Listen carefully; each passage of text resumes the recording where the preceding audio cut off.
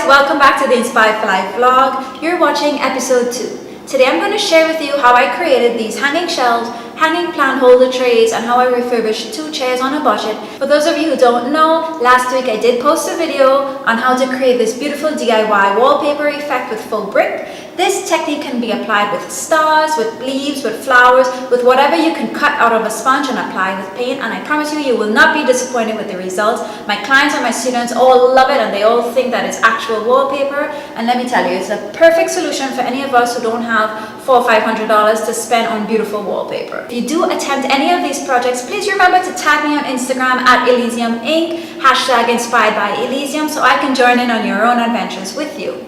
This channel was created as a resource for busy moms and fearless females who don't have the time to go into all the planning and research, but you do have creative ideas that you would like to get off the ground. I've done the research for you, I've created the plan and the shopping list for you. You can find the link to that in the description box below to my blog, where you will find all the principal plans and the step-by-step details so you can follow along on these videos with me. Today I am going to be doing a couple projects that require a drill and a saw, and I just want to emphasize that I did put safety first always when completing these projects. My kids are well supervised with an adult that I trust, and I also used goggles, safety gloves and closed-tip shoes to ensure that I can do these projects accident-free and without any regrets. Today we're going to start off with the hanging port, what I'm calling the hanging port. It involves 2 brackets and a rod, and it may sound simple, but mamas, I never did this kind of thing before, and I had to do research because that's the kind of person that I am. I wanted to be sure if I was going to put holes in my wall that I knew exactly what I was doing, and lo and behold, I didn't even really know that I had to have the little, in Spanish they call it tacos. I don't know what they call it in English actually. I only learned about it here in Panama. I guess maybe like studs, but you have to actually put studs in the wall before you can screw your bracket in, and I didn't know these things. So fair not, I've done that research for you, and we're gonna get started on the hanging part.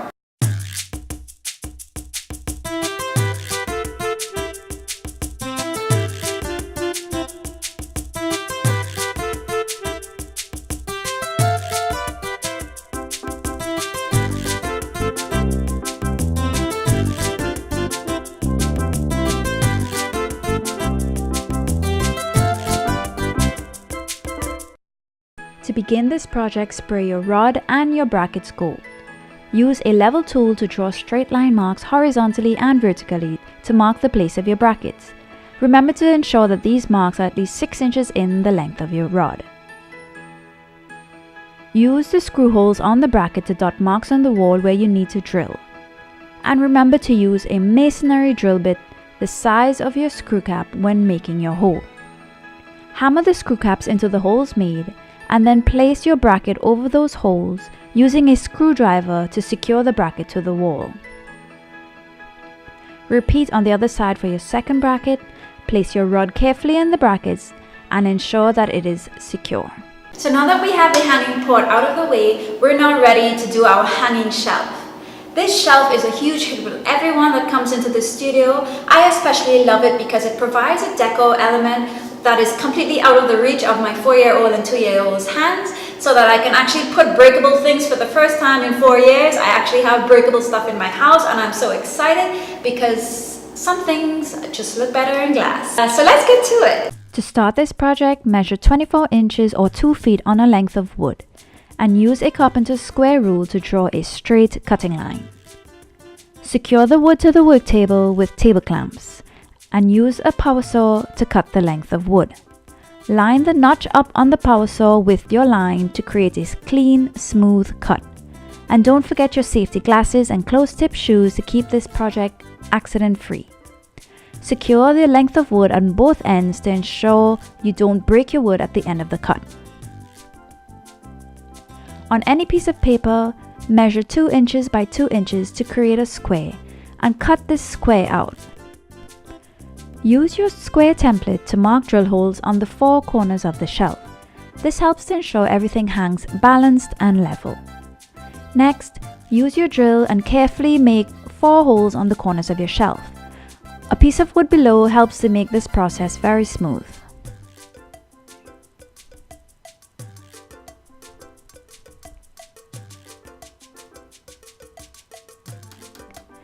Place your drop cloth on the floor and sand your wood edges and holes. Wipe the wood clean and stain the wood on all 4 sides with the color of your choice. I chose mahogany.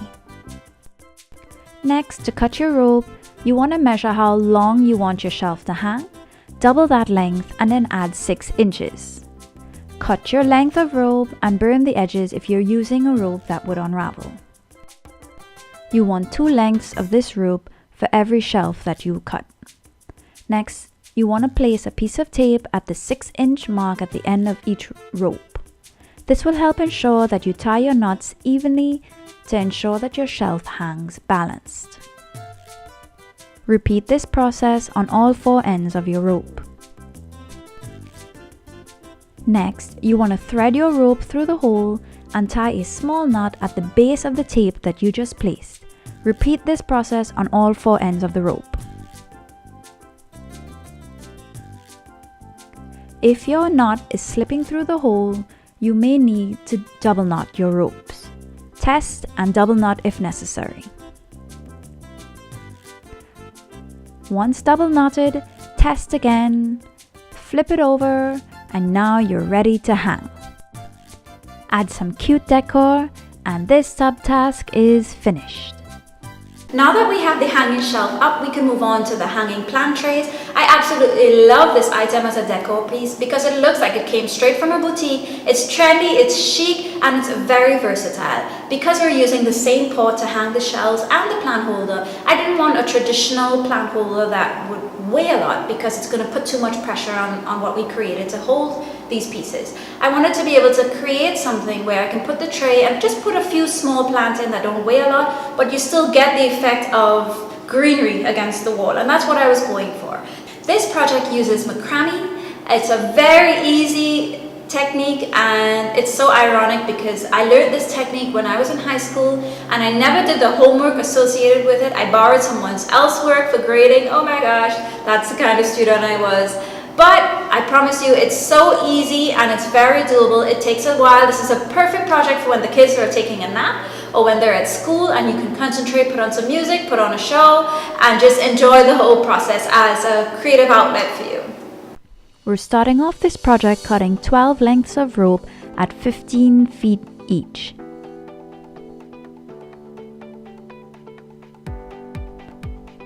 Once you have all your pieces cut, double over your rope and hold on to the 2 ends. Slide your hand up to be able to find the center point of your rope easily. Because the ropes are very long, they're going to be a little tricky to work with, but just have patience, and I did this just for it to be easy for me to find the center when I was ready to secure it to the ring. Secure all 12 strands of rope onto your ring and tie a simple knot.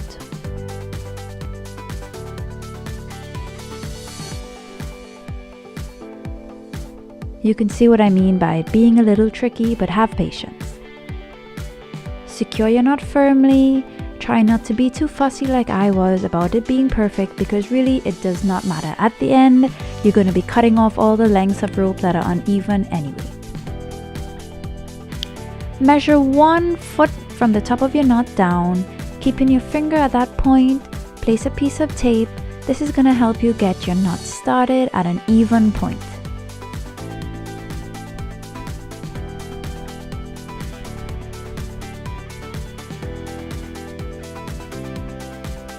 Once you have your piece of tape secured, you're going to start your first macrame knot.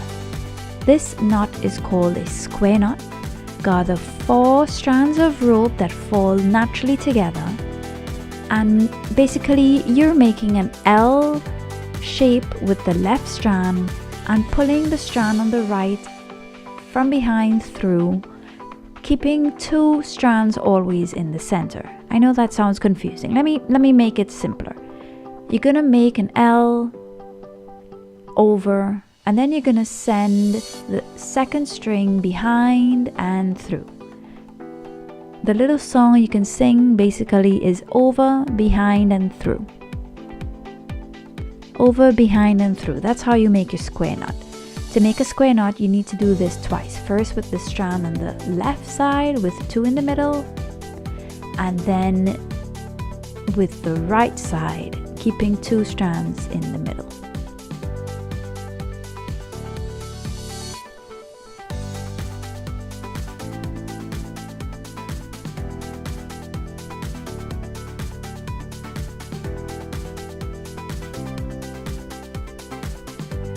Tighten your knot, but not too tightly, so that way you can create the nice square shape.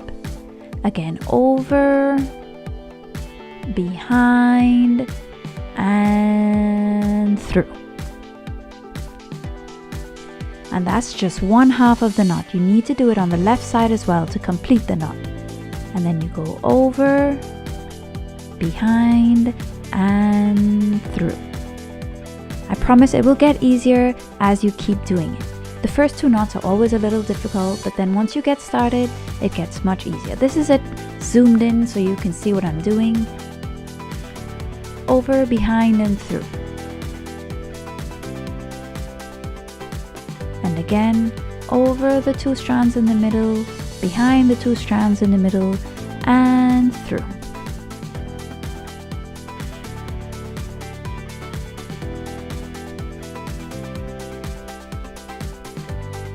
I did this 5 times. I completed a square knot 5 times. When you start the second column and third column, you want to make sure you're starting at the same point to keep things even. You're going to end up with 6 columns of 5 square knots.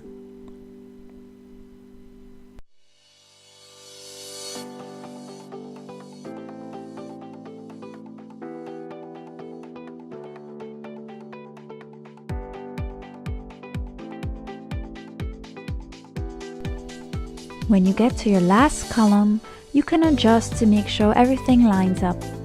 And then we're going to start the alternating square knot.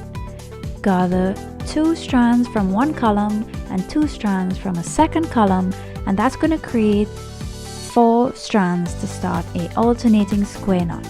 Then you're going to go about 3 inches down and do the same over, behind, and through.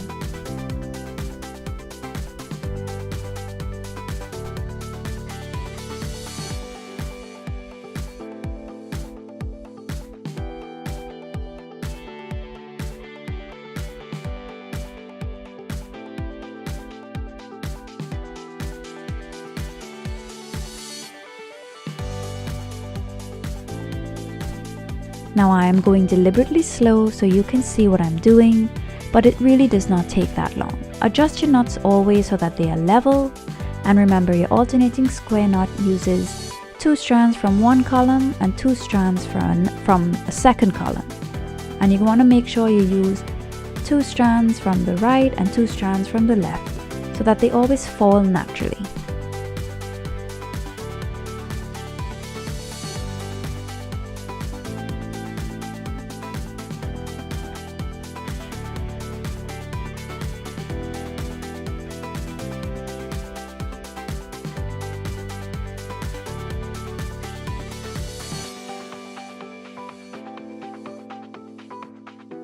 You're going to repeat this process 6 times. You're essentially creating 6 new columns using an alternating square knot technique. Gather 2 strands from one column and 2 strands from the second column right next to it, and do over, behind, and through from the left and from the right, and you've created a square knot.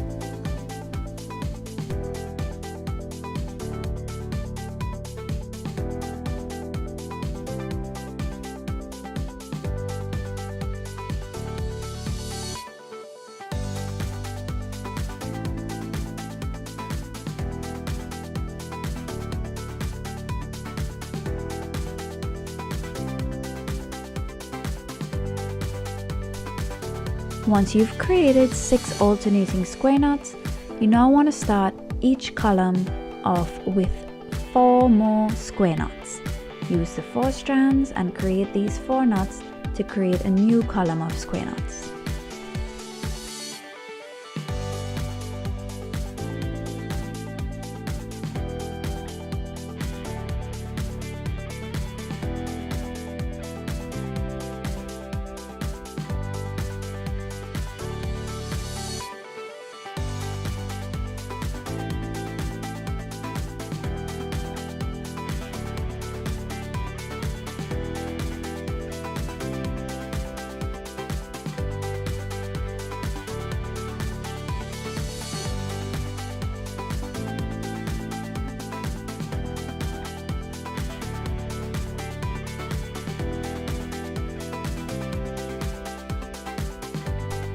Once you have 6 new columns of 4 square knots, you're ready to place your tray.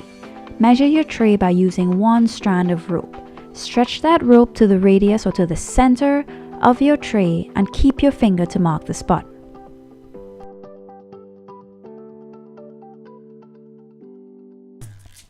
Gather a strand from each column furthest to the right and join together to where you placed your finger. You want to always hold on to that spot where you measured the radius of your tree. You can't see it in the video, I'm sorry, but it's there. You're gathering, so you should have 6 strands gathered when you're finished, because you're gathering one strand from each column. Tie a knot where you had your finger placed and secure firmly.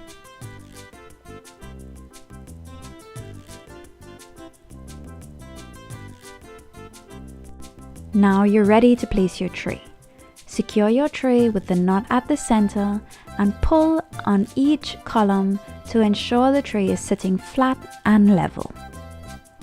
You can fuss with this for as long as you like, but it does not have to be perfect. When you place your plants in, it's going to weigh it down and help level it off anyway.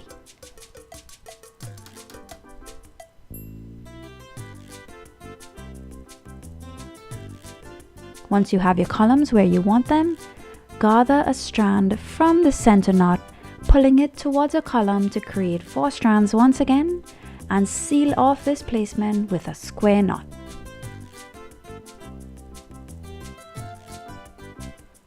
Don't fuss too much about the tray, it's very fixable once you're finished.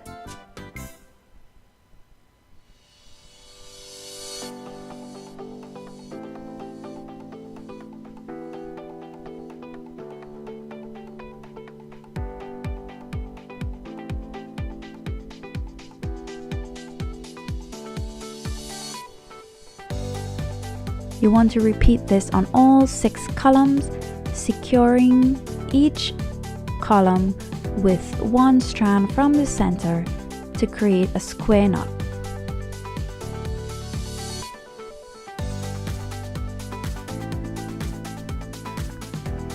Once you have all 6 columns secured, continue with 3 to 4 more square knots. This part is totally up to you. In fact, the length of each column is completely up to you, but you want to just remember that you don't have an infinity amount of rope.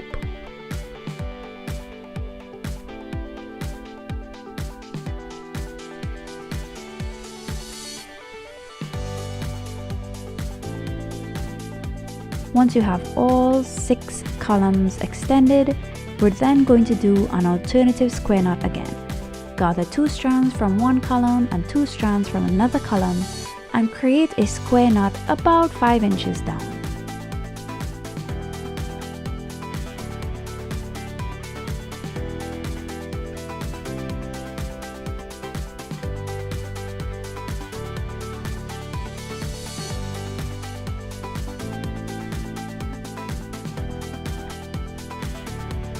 You're going to repeat this 6 times to start 6 new columns, and then extend this column down 3 or 4 more square knots.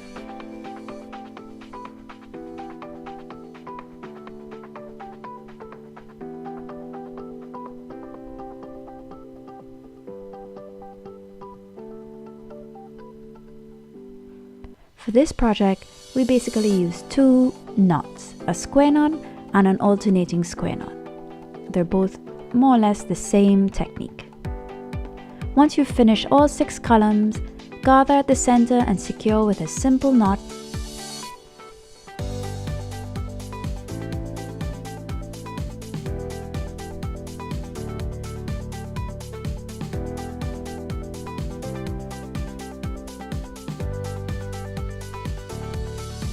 Then you want to cut off the excess rope.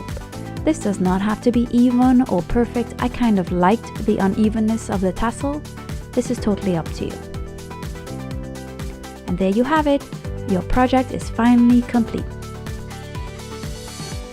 So So now we're ready to refurbish our chair. I'm a photographer and there's always some lens or equipment that I want, so I was definitely looking for ways that I can save on this studio makeover and on this accent wall. I saved money with the DIY wallpaper effect, and I also saved quite a lot of money refurbishing the chairs with a technique that I found online using chalk paint. I really hope you try it, you will not be disappointed. To finish off this beautiful project, we're going to refurbish 2 antique chairs that I found here in Panama. You want to start at the back of your furniture piece and saturate the surface with water. The idea here is that we're going to be dyeing this fabric. We're not really going to be painting on top of it. Mix 1 part chalk paint to 2 parts water. So I used half a pint of chalk paint to 1 pint of water, and I applied this paint to the back of my saturated chair. You can use a smaller brush for the edges. You can also tape the wood part off of your chairs if you have it to help keep the paint off of it. I didn't want to do all of that, so what I did is I painted my chair carefully, and whatever paint that got on the wood, I wiped it off with a damp cloth, and because it's chalk paint and I did it right away, the paint came off perfectly. Then you want to start on another section of your chair. Work section by section so that the chair stays nice and wet, and spray your chair and then apply your chalk paint mixture, being very careful to not apply too much paint. Continue this section by section until your entire chair is painted. I use my water bottle like a pressure hose to get rid of paint in hard to reach areas. Once the chair is dry, you can sand it to get rid of any rough patches.